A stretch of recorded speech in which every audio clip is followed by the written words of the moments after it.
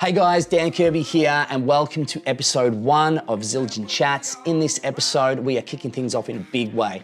We have an award-winning, ARIA-nominated engineer and producer, plus the drummer for the Hilltop Hoods, all in one person.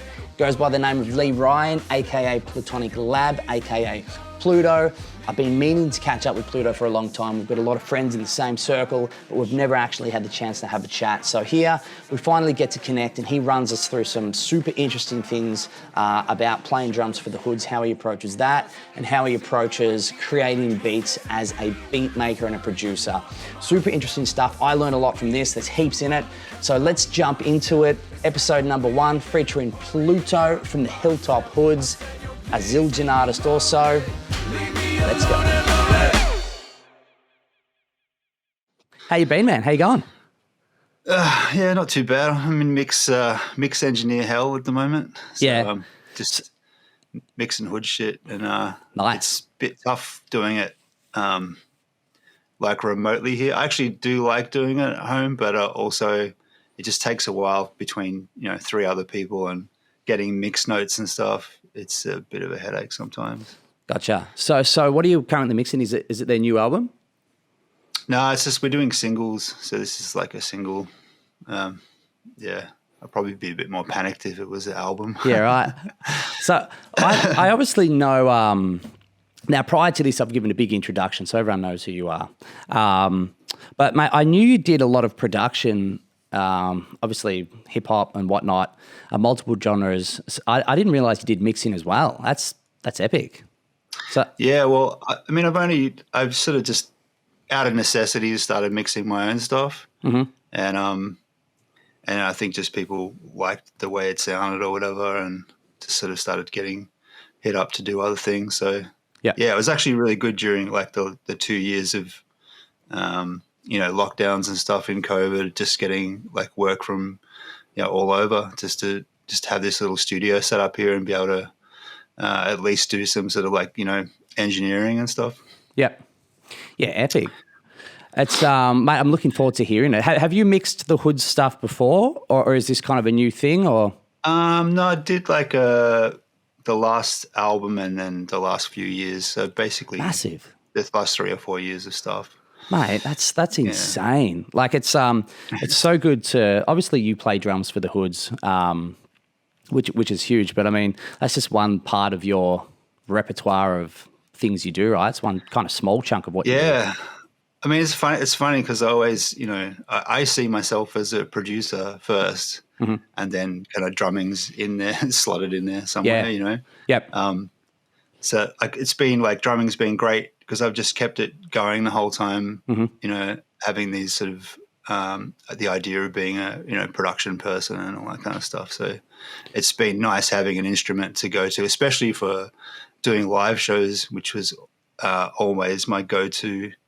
Even, since like doing beats in the early 90s and stuff, I'd always just take the drums out of the beat and then just perform it on drums live, and then just have like a DAT. We used to have like a DAT tape going with the loops and stuff.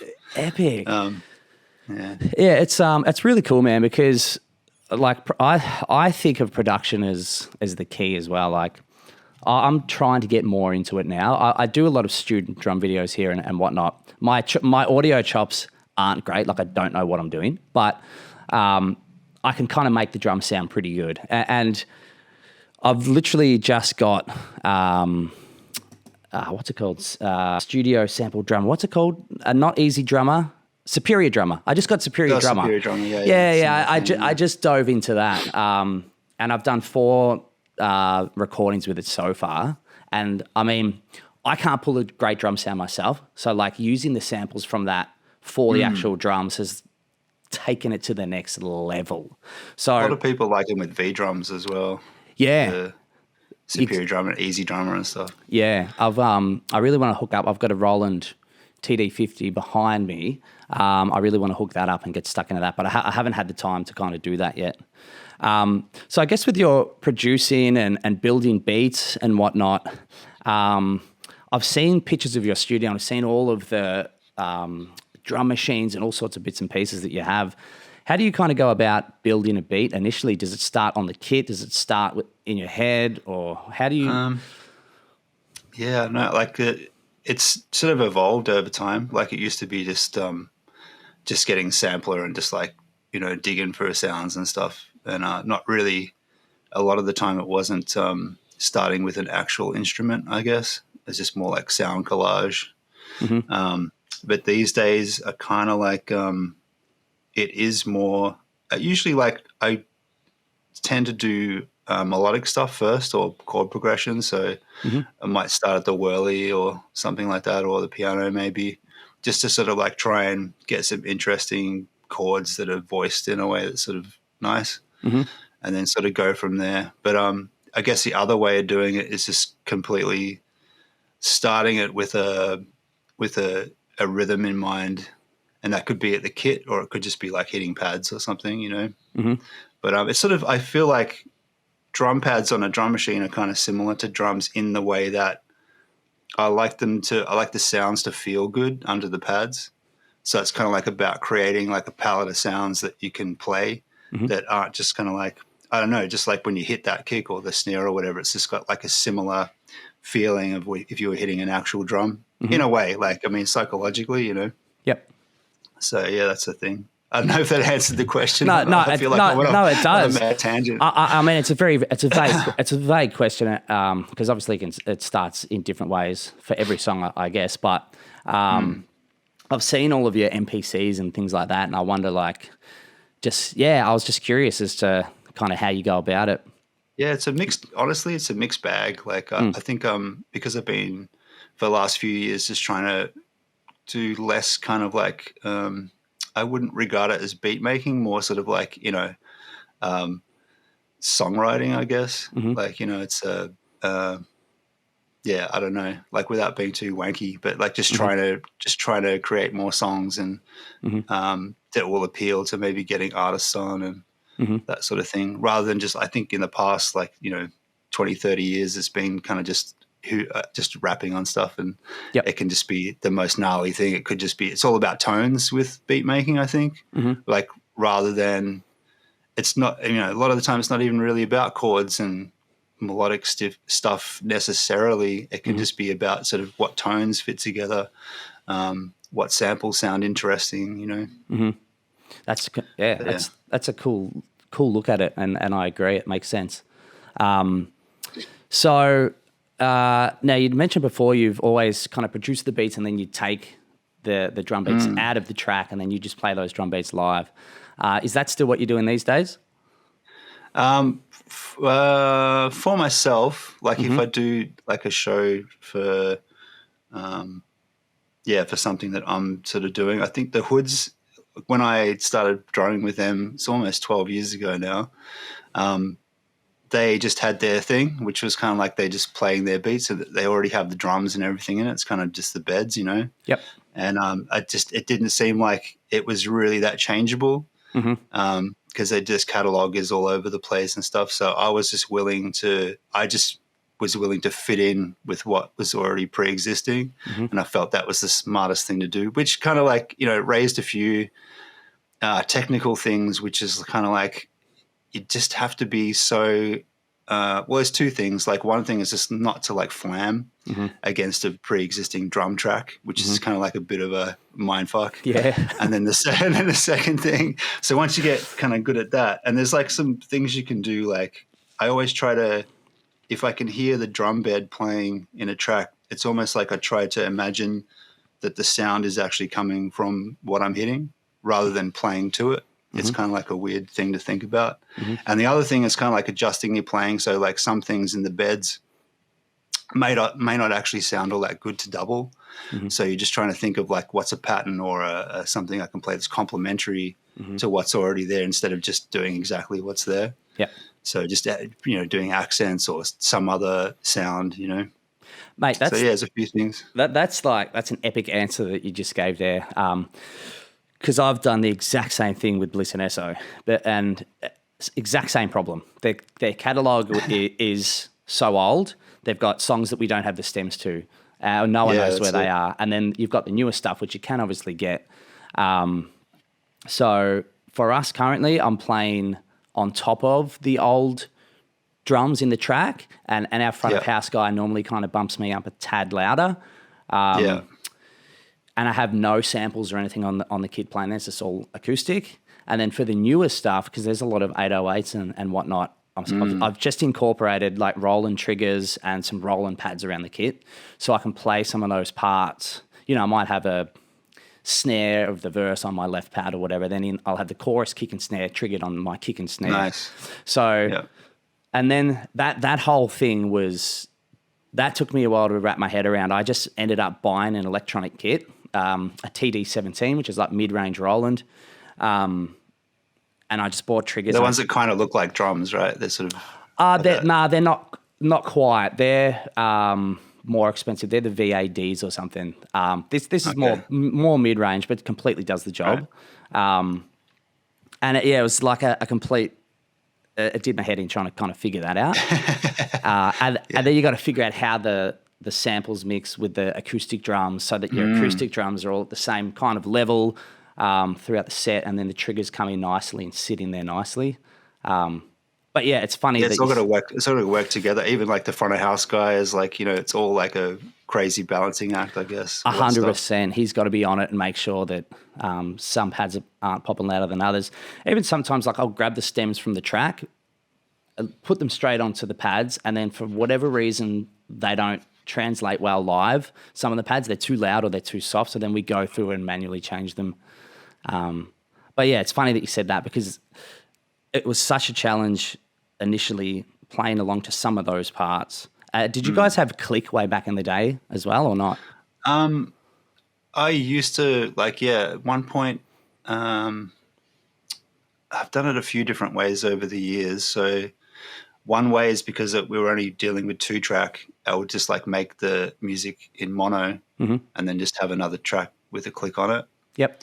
And then later on, I would just add a click track to stuff. It just sort of like made it easier if you wanted to have like, say, a period of like, you wanted to have a 12-bar break in the middle of the song without any loops or anything going, and you could just drop the rest of the track and be in time and do a solo or whatever you wanted to do, or have like something happening at the start of the song before, the beds drop. It was just a way to do it. I mean, of course, there's other ways of doing that where you can just trigger the next part of the track or drop it at a certain time.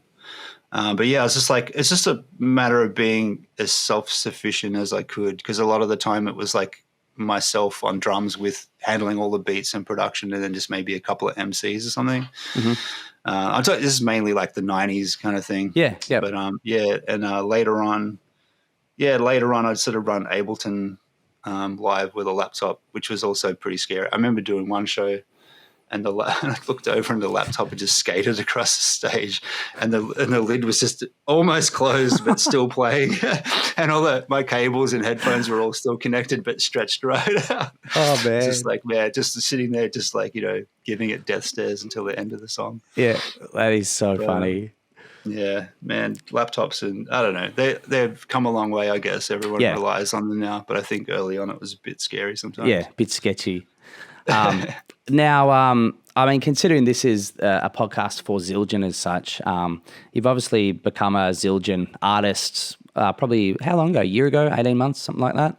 Yeah, it's almost a year. Yeah, nice. So first of all, congrats. It's an epic company to be a part of. Justin Malseed, our boy, he looks after everyone really, really well out here. We're very lucky.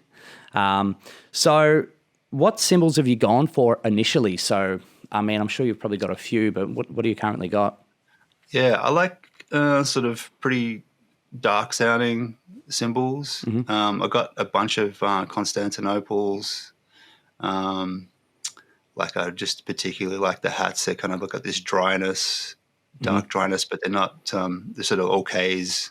And the other cymbals I use are just sort of, I got a K light, some other dark Ks as well. So I guess that's my bag. Like kind of, I don't like things that are too sort of brash and bright. So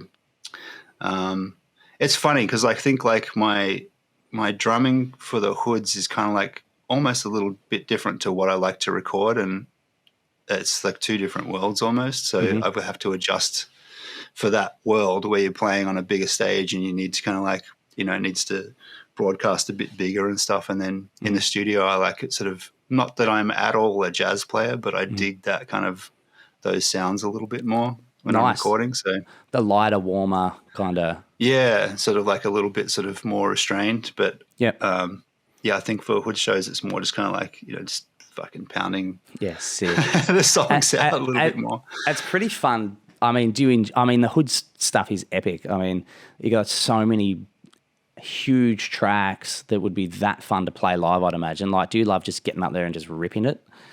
Yeah, I mean, there's definitely like there's certain standout tracks where, you know, I get to add a little bit of my own sort of thing too. And there's a couple of tracks with some mallets in it and stuff that get to do some tom work that I really like. So sick. Yeah, it's just like there's just different tracks have different things going on. Yeah.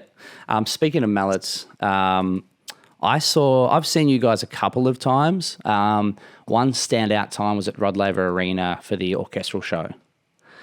That was absolutely bonkers. So that was crazy. Oh, mate. So what was that like?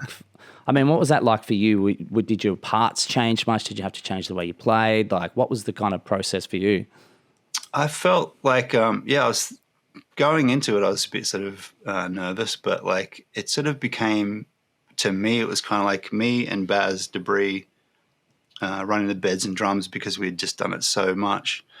It became our sort of unit. And I felt like everyone else was sort of playing around that. So I didn't really it's not like the conductor was really there for me because I'm pretty locked into what's being fed to him anyway. So, and the other thing that kind of like made me feel like we were in our own little world was like they put me behind Perspex, like a Perspex screen. Because there was a string section right in front of the drum kit, so I guess I couldn't really have drums just like smashing them in the back of the head the whole time.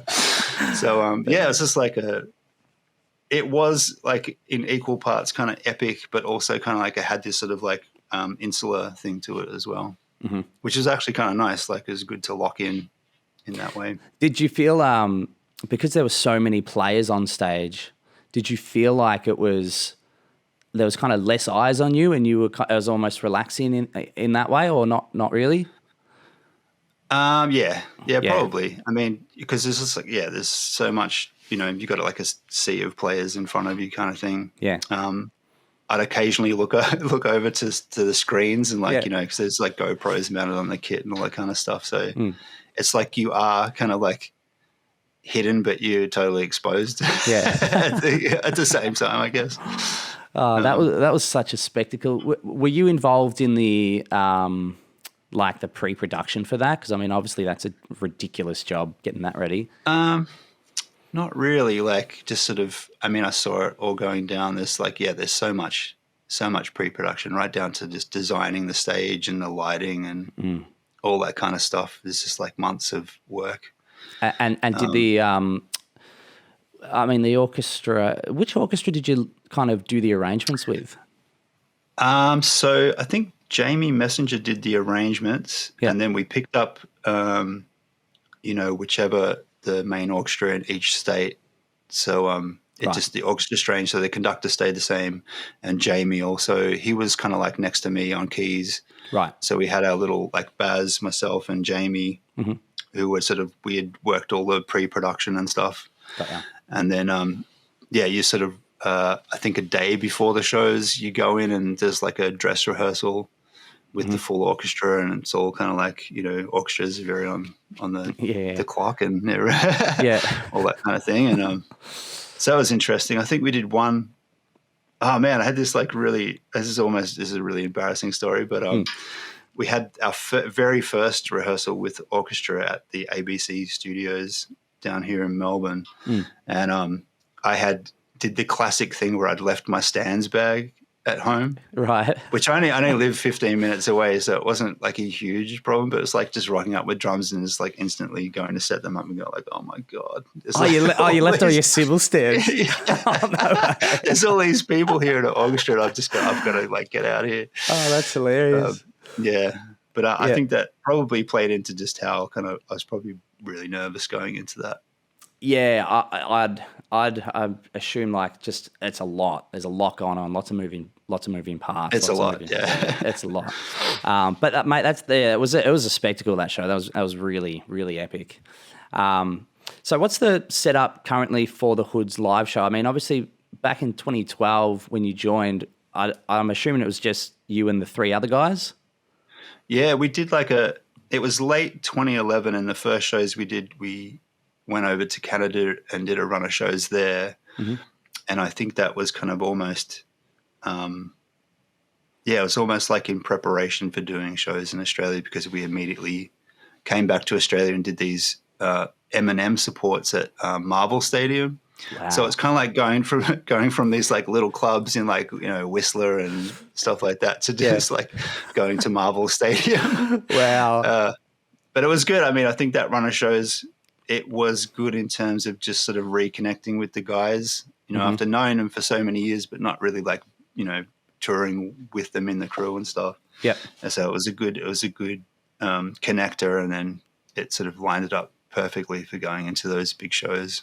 Wow. And was there like a difference? I mean, obviously there's lots of differences, but in terms of playing, was there anything that stood out from, say, doing like the shows in Whistler to then coming back and doing Marvel Stadium? Like, was your performance piece of things pretty, like, did it kind of just feel the same, or did it feel way different? Or yeah, I think I just approach it the same, kind of like, because I know the guys give it like, giving it 110% every time. So it's kind of like a similar thing, maybe in terms of like not hitting stupidly hard in a small club that you're just killing everyone a few feet away from you or whatever. But it's like, it's similar in terms of just the energy level, I think was pretty similar. Yep.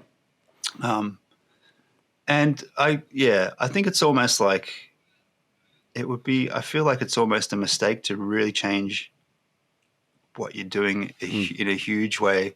I think you can really come unstuck. Like, I know I've done a few occasions where I've sort of like maybe played a little bit too heavy, and it's kind of thrown me, like, because you're doing like an hour and 20 or something, however long the set is. And sometimes if you're too excited or you're going a bit too hard, I think like, you got to really still pace yourself. And so, I mean, it's just, I guess to answer the question, I think a lot of the time it's just the same intensity, but you're adjusting things slightly here and there.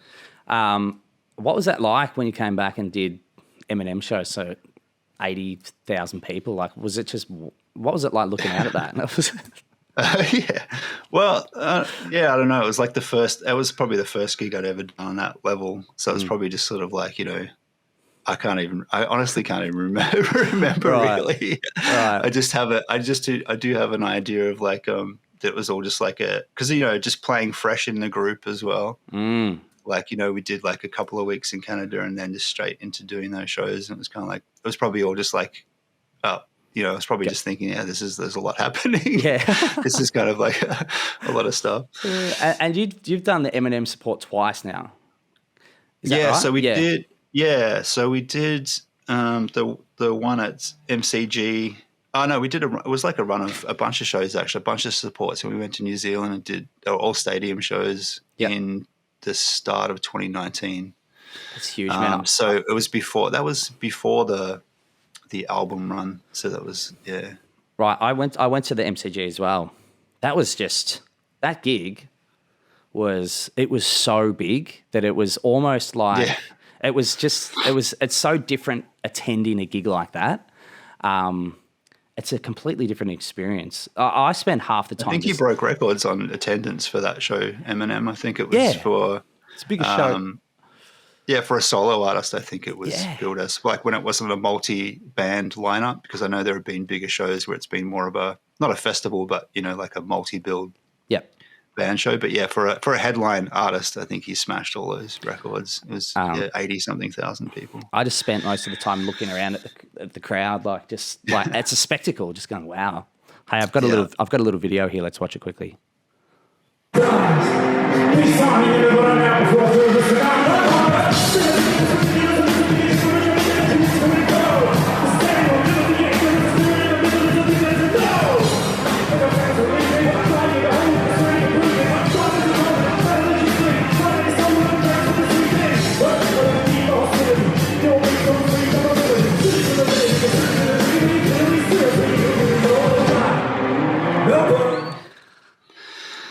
Yeah, that's crazy. I mean, like even just that clip. So like, I remember feeling because I produced that song, and then that week it had gone a couple of times platinum or something. Like it just blown up, and then we'd done the MCG show. I was just kind of like thinking, well, this is pretty. I could probably retire. I reckon this is a pretty good.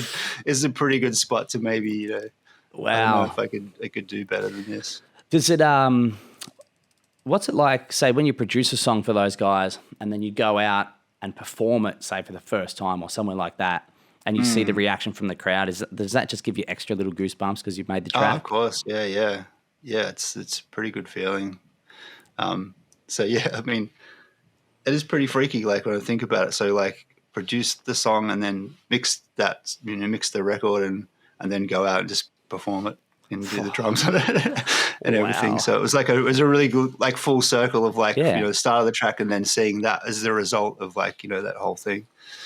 What pretty crazy. a spin out. I mean, because I'd imagine you'd kind of come, like, how did that song come about? Like, did the guitar lick kind of start that? Yeah, so like it was originally Matt's idea. He like Suffer will just send records sometimes, like I think we should sample this or whatever. So it was one of those kind of things. But we ended up part of the production on that song was we couldn't actually use the sample. So, but we had permission from the writer of the song to use that, got the copyright of the written material. Right. So the next step was just like recreating all the parts and the samples and stuff. And so that was done between Melbourne and a guy in LA that just specializes in replaying stuff. Oh, wow. Yeah. So we each of us did, parts of it and sort of finally got it there. It's actually, it's something that like I have done a bit of in the past, but it's like you probably need to do it full time to really nail it all the time. Like just for the amount of, I guess but yeah, guys like that are crazy. I think like they're so talented to just take whatever sample you throw at them and just, pick it all out and just like recreate it.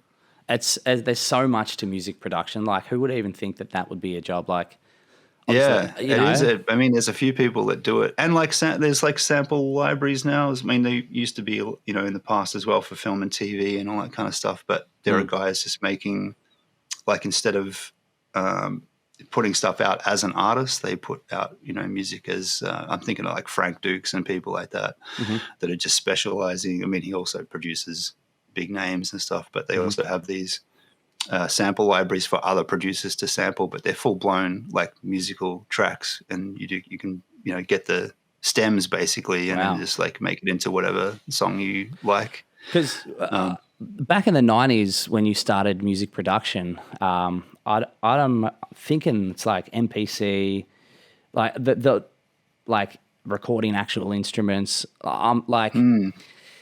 For what you have available now in terms of programs and sites like you just mentioned, and even like I use Splice with millions of packs on there, and even Superior Drummer, like incredibly well-recorded drums. Is it really nice to have that kind of stuff available these days, or do you still love getting nitty and gritty with the analog stuff? I think for me, because I'm old and I sort of grew up with the mentality of you really have to like, all my favorite producers kind of like they had machines with nothing in them. So like you didn't really have, crazy libraries and stuff. And so it was like you had to like put every sound into the thing. And I think that gave those guys their sound, you know what I mean? Because they were really shaping it from the ground up. So I still have that kind of like mentality that I need to, and I use, I'm a sample collector and I use Splice occasionally and all that kind of stuff. But I feel like you still have to kind of somehow make it your own. Yeah, I guess that's my feeling about it. But I mean, like in the early days when I first started on production, we barely had a sampler. We used to use an Ensoniq Mirage, which is like a terrible kind of like couple of seconds thing, right? And we used to like was mainly because like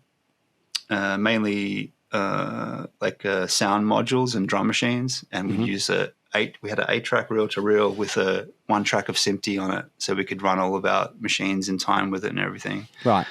And it was just like, I don't know, because like I guess it brings me to the thought of that I do really like analog gear, and I like having instruments, and like I have this old Studer desk that I use all the preamps out of to record drums. But there's definitely certain things about old production techniques that I don't miss. Yeah, right. Because like a lot of it was just a mad pain in the ass, you know. Yeah. So I definitely enjoying everything that's available to us now. It's incredible, you know. You can make an album on just a laptop, or you can be in a studio with a bazillion toys. And I mean, I think sometimes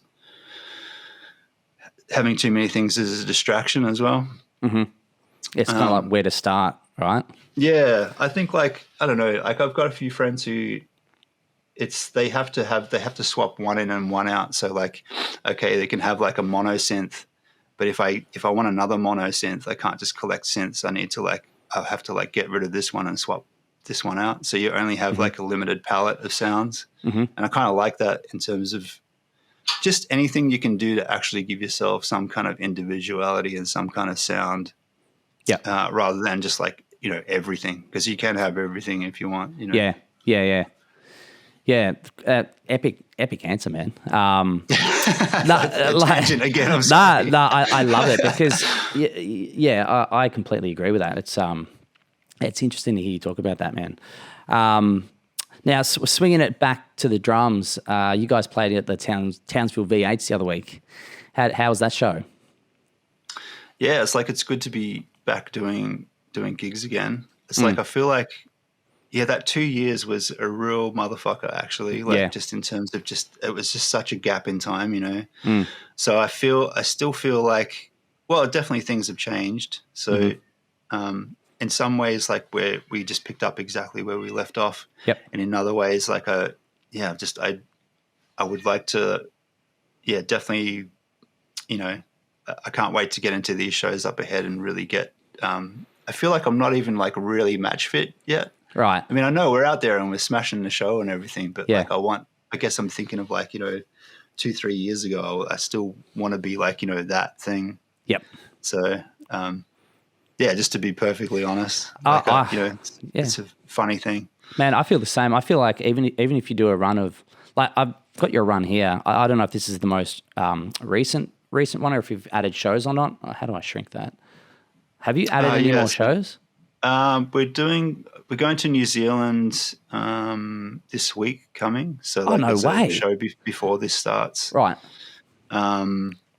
And I think there's some other stuff added after these shows as well. But I think, you know, I guess the calendar will slowly take shape as shows are added and things. It's a testament to the Hoods to come out of, you know, 2.5 years of COVID, of no gigs, cancelled gigs. And then, you know, more recently it's been, I think a lot of booking agents have been booking kind of 2 bands, like double headers to really make sure people come.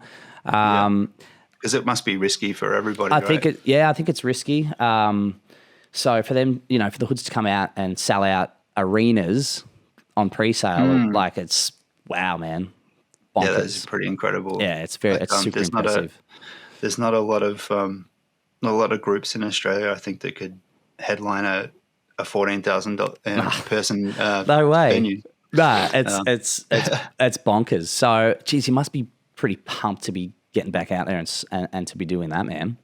Yeah, I can't wait to I like that feeling of like walking into a space and then just like, you know, seeing how it's all going to go down, because it's all a little bit sort of like, I can imagine, you know, I guess, but just the day before the show and when you're doing all the setups, and I just love that, leaving the kit there after you've done all your setup and you've done all the sound checking and stuff, and knowing that like you're just going to return to that spot and that all that sound's going to be there and everything's perfect, you know, and you're ready. Yeah, it is cool doing nice venues like that too. Hey, like it's so exciting to be able to walk into, let's say, Rod Laver Arena and just smash a huge show there. Must be just so fun. Yeah, of course. Yeah, I mean, I don't know what else to say about it really, but yeah. Feel the heat of the pyro on your face. Yeah. Huge.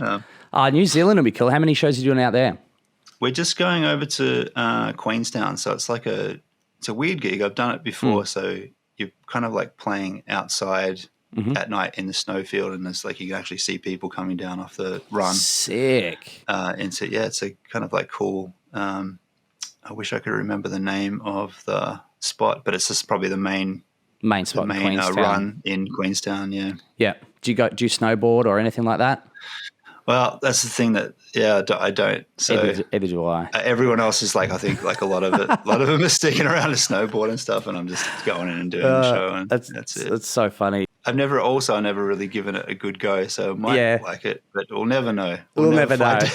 That's and I look at it like you could go down that slope and break your arm, and then you're out, and then you're done. Yeah, I had friends when I was growing up that were skaters and stuff, and I would always think like, I just don't want to risk breaking something because it'd just be out of action, which is kind of like it's a bit lame to say, but I don't know. It's just like it was. I had my priorities, Yeah, it's 100% true. So what else are you doing currently? I know you were playing drums for Birds. I saw you play some shows with him. I did a few fill-in spots for Birds. Yep.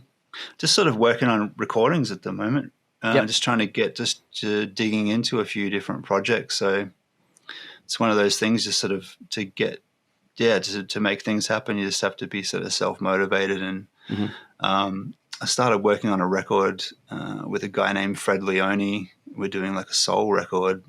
Fred sings with Birds and Trials, like his. So that's I'm really loving what that's turning out to be. So it's something kind of a little bit different for me.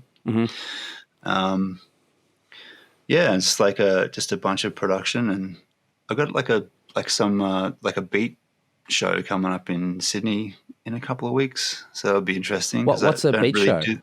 It's just kind of like just playing a live, just like Beat Machine live, and smashing out some old production and stuff and some new things. So you like, doing a bit of that. I sort of like try to do it. I try to do it kind of like a little bit of live sort of pad playing. Yep. But also kind of like I set up the routing of what I'm doing, so I'm almost sort of DJing it as well, so I can pull acapellas in and out and do things that you could do like with a DJ mixer. Sick. So what are you playing? So you've obviously got kind of like MPC machines.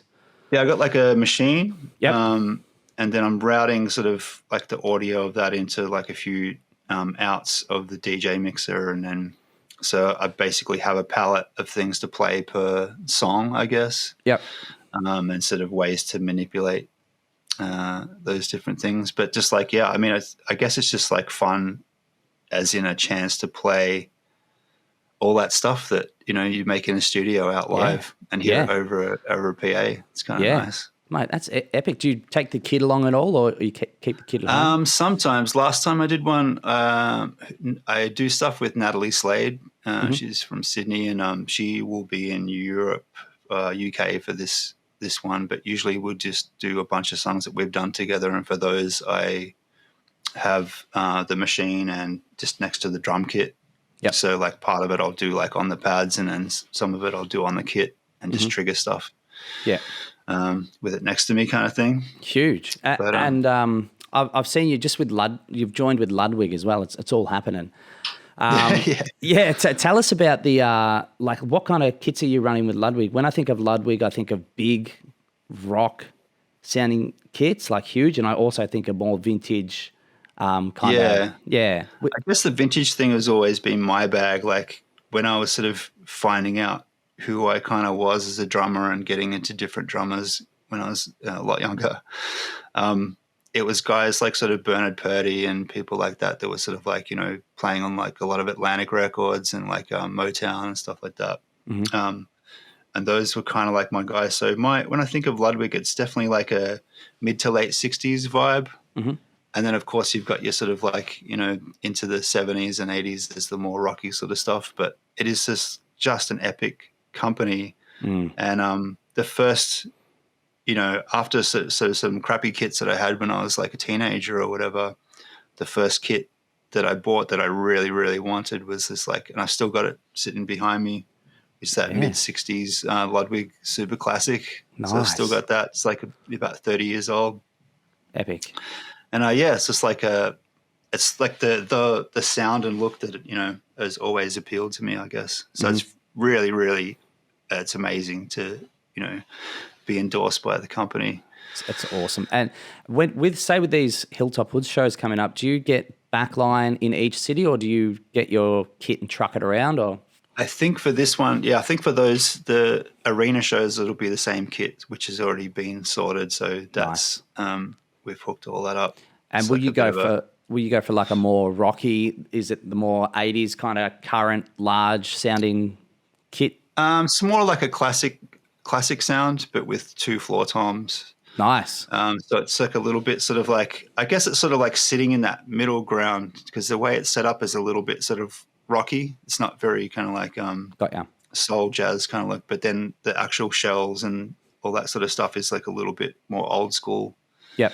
So I just kind of like dig that sound, and just have the, just the Remo Emperors and Ambassadors, and it's like a very kind of like old school. I'm very kind of like, I guess I just have very old school kind of like tastes and stuff. Yep. Even with regards to what we were talking about before with electronic stuff, like I went through all that. Even in the 80s, I was messing around with electronic things and like, transducers and trying to make the stuff. And I think it just got to the point, maybe like 15 years ago, where I kind of like just got rid of all that stuff and just like went just full traditional old school acoustic kit kind of thing. Yeah. So I'm only just starting to like rethink about sort of electronics. I've gone down a bit of a rabbit hole looking at sort of ways to convert acoustic drums with internal triggers and stuff like that. So doing a bit of research at the moment.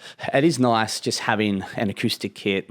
That's all you got to worry about. You don't have to worry about anything going wrong. Or yeah. I think I just like the simplicity of it. I think that's the appeal about drums. Like I think when I was younger, that's like, kids, when you see them jump on a drum kit, it's kind of like there's nothing to plug in. It's like, it's just so immediate. You hit it, it makes a sound. Yeah. It's reliable in that way. It's just got that immediacy. Yeah, 100%. Yeah, well, mate, I'm looking forward to seeing some footage from these shows. Have you checked out like the setup or anything like that yet, or are you just kind of going in and just? No, I've seen I've seen a bunch of the pre-production sort of kind of plans and setups and stuff. So, but I haven't seen anything in the flesh really. But because there might be some things that change. I'm not even 100% sure what the live personnel is going to be at this point. We could change some things around. So yeah, we'll see.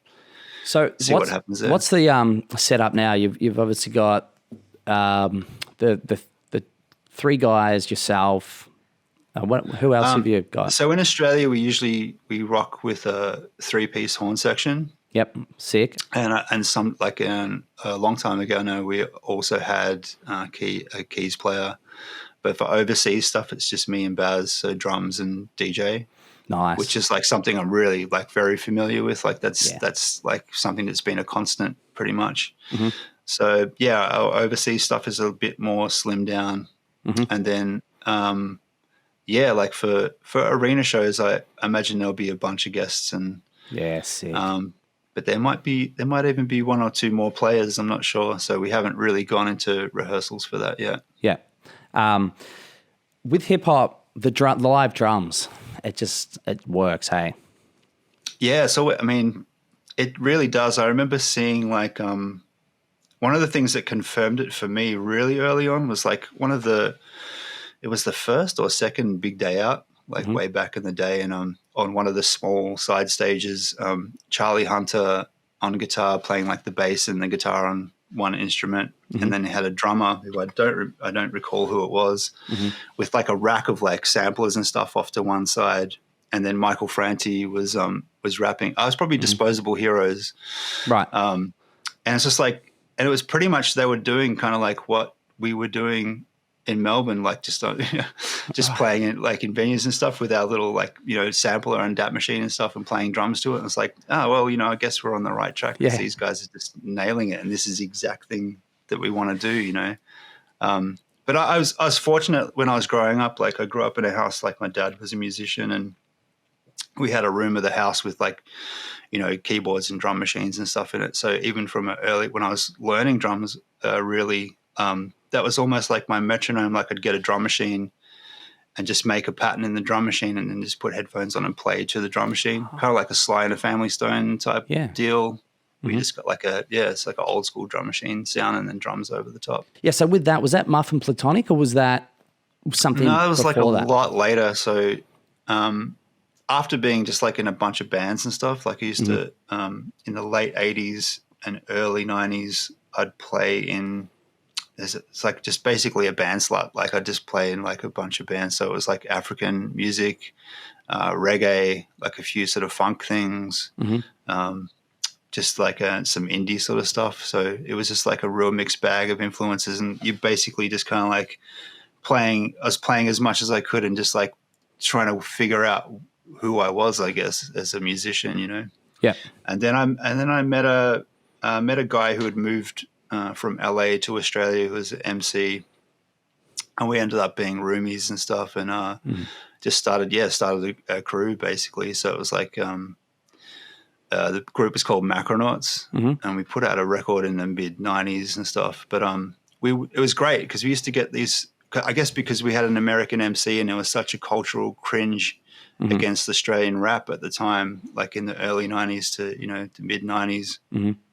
We would end up getting some great supports and stuff. So we would like do supports for guys like Tricky, and I remember doing shows with DJ Shadow and Money Mark and people that came out. So yeah, it was kind of like we just had sort of like it was hip hop / rap music, but I guess people could get their head around it because it didn't have that sort of cultural cringe attached to it. And then sort of like, I guess by the time the late 90s, like around 97, I met with a guy named Prowler, who people might know in the hip hop community, but we sort of like he had a label going, and I sort of did a lot of production and stuff on that label.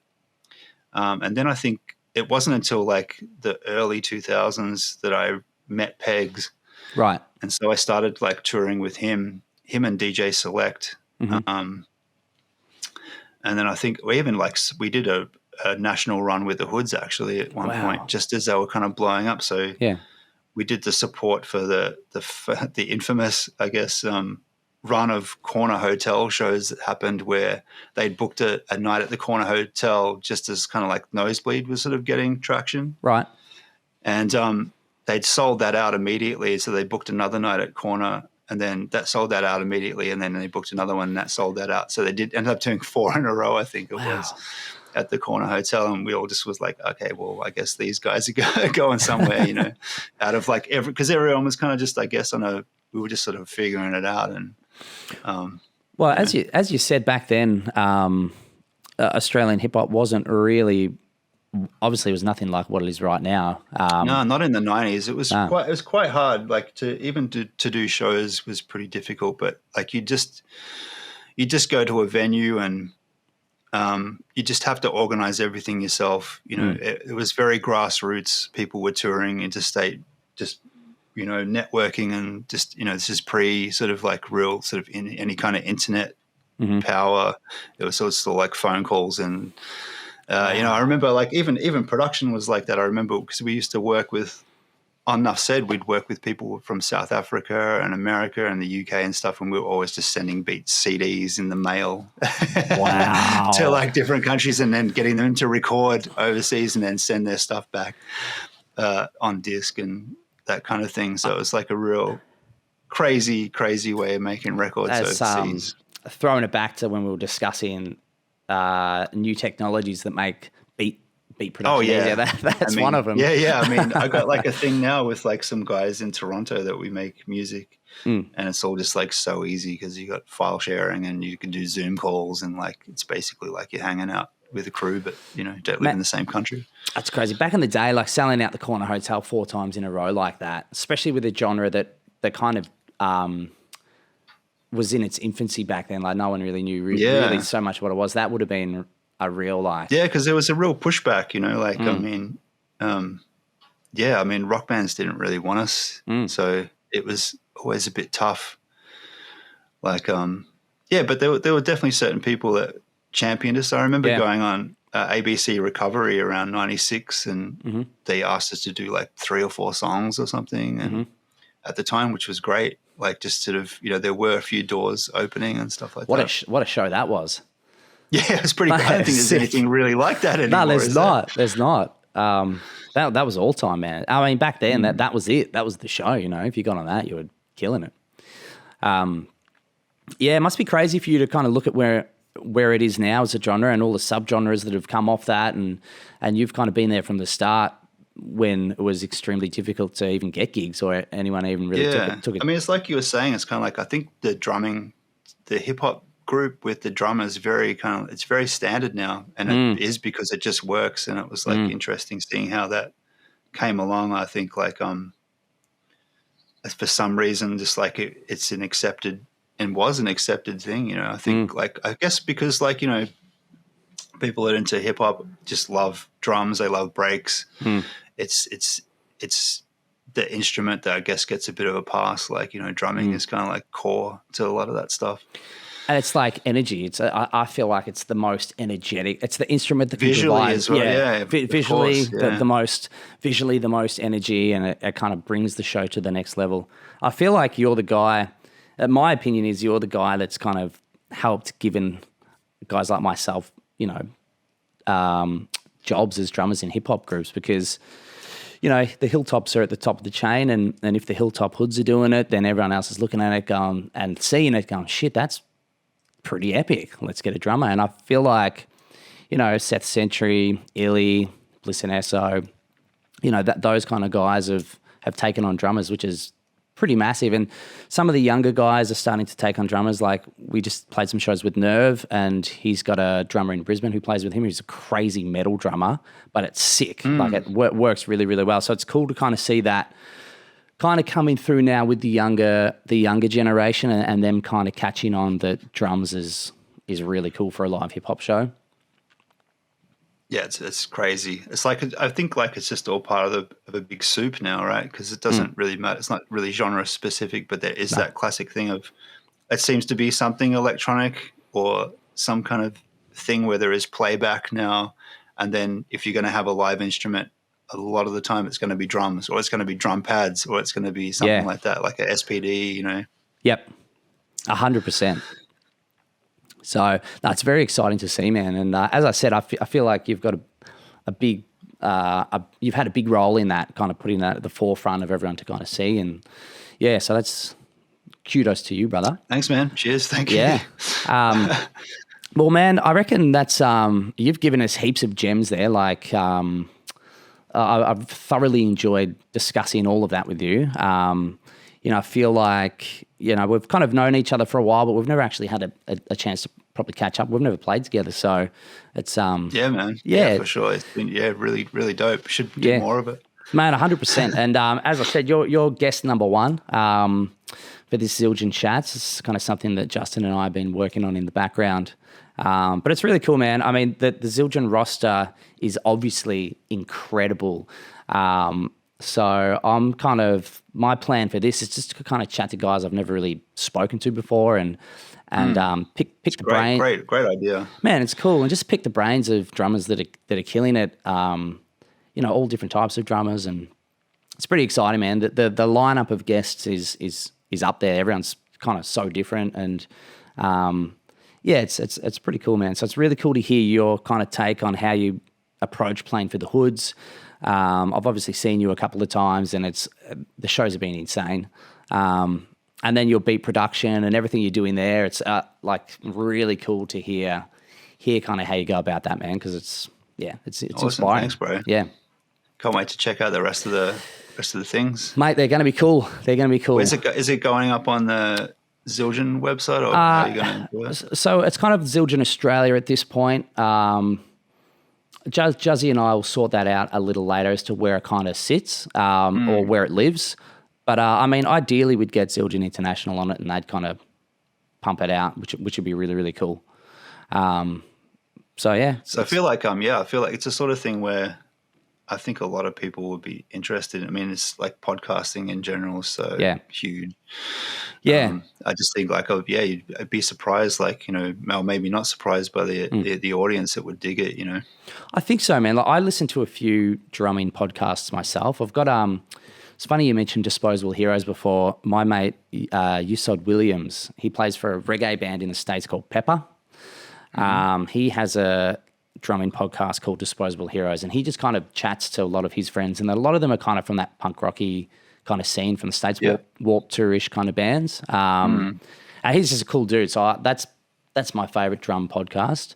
Yes, I'll check it out. Yeah, but it's interesting. You just pick up little gems from every episode. Like, you know, someone's talking about something and you're like, oh, I didn't really think about that. Or, yeah. There's one called 60s drummer podcast. Yep. But I mean, it sounds really specific. Yeah. But like he has people on, he's had like, you know, dudes from Australia on there. I think I forget his name now, but the guy from Teskey Brothers and stuff. But like, it's all, it's about drumming, and drum history, but it's also like a little bit about recording as well, which I think is like super interesting. And just like, you know, he asked them what their miking techniques are like and all that kind of stuff. So it's like a bit that gets into the gritty a bit.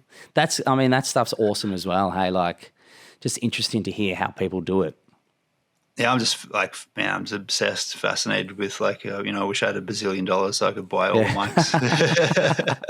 But it's love all the techniques and stuff, you know, like, it's funny because like I think my drum miking technique is just super simple now. It's like I think it's like my favorite. What is it? Like it's just 4 mics usually. So like I just do like a Glenn Johns kind of like overheads with ribbons, and then a kick and a snare. Yep. And that's pretty much it. Oh, and then sometimes a dick mic, which is kind of like just the one that sits in the middle of the kit, and you just like bring it up almost like a parallel sort of like thing. Right. So it just gives you like a bit of body. Yep. And usually I'm using like an Omni mic for that. So doesn't have any kind of like proximity effect or anything. It's just getting like, it just sounds like, you know, like a mic that just sounds like a drum kit when you hear like just the entire, like the entire sound kind of of kit a is drum. Yeah. Where does that sit? So just like basically it's called like, I think they call it the Wurst mic, which is like sausage in Germany. So it's like basically supposed to just aim at your dick. So it's like, that's why they call it a dick mic. So you just like get the microphone, you sit it above the bass drum, sort of aiming between the snare and the floor tom, and between, basically trying to get like a bit of a mix. And does that get mainly, does it mainly get the drums? Like all of the drums? So it's mainly for drums. Yeah. I kind of like, there's a few schools of thought on like how to get cymbals out of the way and stuff. But like I saw this thing. I don't know if you've heard of Eric Valentine. I have. He's done stuff with what's the name of the rock band that Dave Grohl plays drums in sometimes? Eagles of Death Metal. What's the other one with the ginger guitarist? Yeah, Josh Holmes. Josh Holmes, yeah. The same thing. I think he's done a bunch of stuff with them. He's like Queens of the Stone Age. Queens of the Stone Age, that's the one. Yeah. But he's one of those guys, like he's a bit of a name producer and stuff, but like a little bit out of my wheelhouse as far as genre and stuff goes. But he did this like thing, it's on YouTube, of just him, 2 microphones, one above the kit and one sort of room across the room. Right. Fucking, it's just the most amazing drum sound, dude. Really? It's so good. Just runs it into this kind of like, he's got like a Fairchild compressor and just runs it into something else. But I just love how he breaks it down. But my favorite part of that video, I think it's like a 2-parter, but the first part is him just dressing the kit, which I think is super, super, super important. Probably something you mentioned earlier, that like just getting the drums themselves to sound right. Yep. So the whole first part is him just tuning them and making the drums sound really great. And then just getting 2 mics and then just treating the mics. Yep. Epic, just epic, man. You see people with like 12 mics around a kit. It's just like, I don't know. Do you really need all that shit? It's so intricate and in depth, the craft of getting drum sounds. Like it really is, man. Like, it's like, I don't even like, I know, like I can pull sounds pretty bad. I don't know what I'm doing. Like this is all I do for my drum sounds in here. I've got currently I've got a mic on every drum. I've got an over and an under for the snare. I've got 2 overheads. And literally all I'm doing is panning the drums accordingly, getting the levels right. And I mean, that's how I start. And then the drums sound pretty good to start with. Like, do you measure them out and they measure your mics out and all that kind of stuff? Not really. With the overheads, I'll measure it out with my sticks. Like I might do Yeah. how many stick length or whatever. That's cool. Yeah. That's But- a legit way of doing it, I reckon. Yeah, but I mean, I don't even really know why. I know that it's because of flanging or something, is it? It's phasing. Phasing, yeah. So if you there's like a really good method of checking phase. Fuck, I don't know if I can even explain it without showing Hey, I've got a question for you, Yeah. just about that, because some of the people listening will have no idea what we're talking about. But Yeah. is phasing essentially when I hit the snare, the sound of that goes into the microphone, on your door, say here, and in the overheads, it obviously has to travel. The sound travels further to get to those overheads. So. Yeah. Yeah, so it's delays, but it's also kind of like when a waveform is working in the polar opposite of another waveform, and it's just canceling it out. So Gotcha. you find it like when you get them to work together, you get like a fatter sound. So like if you think, really easy way of doing it is just if you're just in your DAW or whatever, you can just like flip the phase on different channels and see if does it sound better or it sounds worse. If it's sounding thin, it might be out of phase. Right. So you just flip the phase on that track and just see. But there's a way of doing it also with like, you can systematically go down the line of all your mics and do the phase on each one as you go, and then you set that to the left. I can't even really totally remember it without looking at the screen. But yeah. So with the phasing with the overhead mics, so you've just made it make a little more sense to me. You probably want to do it with probably the more important one would be your bottom snare mic and your top snare mic. You probably want to put those out of one of those mics out of phase, like flip the phase on one of those microphones. Right. So you want because to they're sort of out. facing into each other almost. So yeah, that'd be one thing to check. So with the waves for the snare above and the snare under, do I want them to line up or? Yeah, I guess if you're really zooming in, if you wanted to just move stuff around by hand, I guess that's another way of doing it. But it's sort of, there's like a few schools of thought on that, I guess, because you can get stuff like, there's like what's that company that there's like a plugin that just basically calculates the distances between things and just aligns it in, milliseconds and stuff or samples. So yeah, you can do that as well. But if you could probably do it by eye. I mean, you could probably zoom in on like your two snare mics and you could probably see if the waves meeting in the middle or are they going in the same direction, Right, and ideally you want them to be the same. Same, yeah. Yeah. Okay, mate, that's huge. You just answered many unsolved questions. Like I've watched heaps of videos on like phasing overhead and I was like, I kind of don't really understand the concept. You just made it very clear. Yeah. So I think for a lot of technical audio stuff, sometimes it's just like, sometimes things can be wrong but sound good. So also that plays into it as well. Sometimes something just might sound good. Yeah.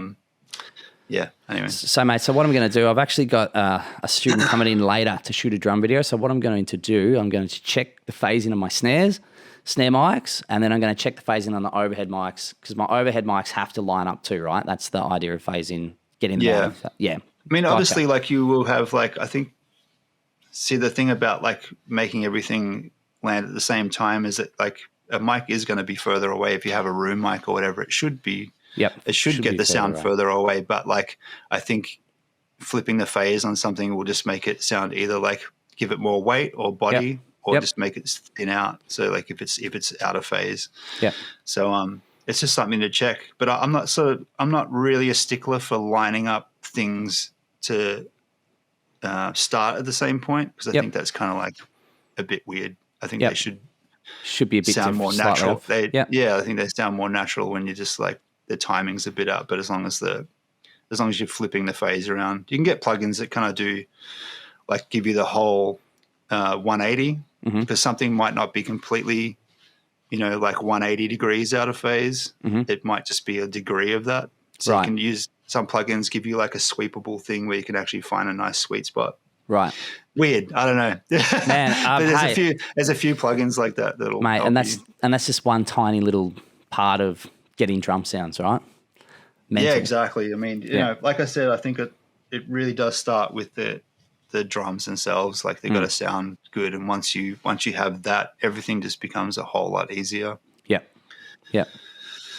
mate, huge. Well, I'm going to go check my phasing. But man, awesome. Well, thanks heaps for that, man. Thanks for jumping on a Saturday morning, and it's good to actually connect to you and have a proper chat. And mate, I look forward to you smashing these shows with the Hoods. Cheers, man. Thanks so much. And doing Thanks much for having more. me on. But when this is done, I'll send it across and have a little squiz at it. Cool. Thanks, bro. Epic. All right, brother. Well, let's wrap it there, and I'm going to get to it. I got some students coming in, so I'm going to go teach some drums. Cool. But mate, enjoy your weekend, and I'll chat to you real soon. Thanks, man. Epic. Thanks so much. Mate, legendary. Bye. Cheers, man. Bye. So there you have it, episode 1 of Zildjian Chats featuring Pluto. Man, that was a great episode. I took a lot from that personally. Really nice guy. It was great to actually connect and have a chat to him. And if you get the chance, go and check out the Hoods on their upcoming arena tour. It's going to be massive, as it always is. Now, in episode 2, we have none other than my boy, Cody Ash. Now, if you don't know Cody Ash, look him up. I've recently become friends with him online. I came across some of his videos doing drum covers. He was just absolutely shredding it. He's a Zildjian artist as well.